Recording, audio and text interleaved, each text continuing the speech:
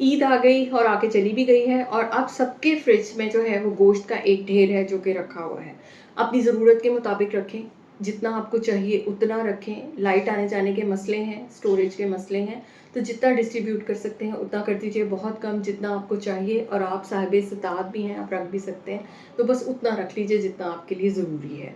दूसरी चीज़ ये कि इसको डीफ्रॉस्ट करने के बहुत से लोग मेरे से पूछते हैं कि जी मेडिकली हम इसको किस तरह यूज़ करें कि हमें स्मेल ना आए और इसमें जो है वो जर्म्स का जो प्रोसेस है वो भी रुक जाए।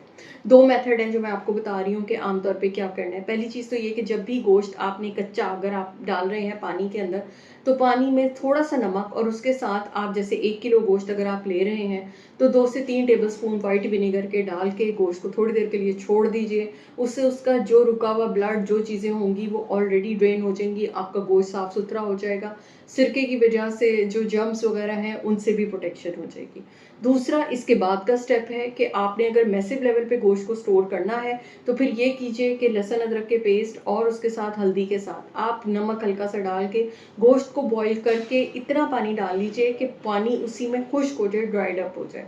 तो उसी गोश्त के आप ठंडा करके पैकेट बना लें तो ये ज़रा लॉन्ग टर्म स्टोरेज हो जाएगा, साफ-सुथरा रहेगा, मेसी नहीं होगा, ब्लड नहीं। तीसरी चीज़ ये कि गोश्त जो टपकने वाला होता है, जब गोश्त को आप धो के फौरी तौर पे स्टोर करते हैं तो थैलियों में ब्लड जमा हुआ होता है और नीचे ही फूड आइटम्स पड़े होते हैं खुले।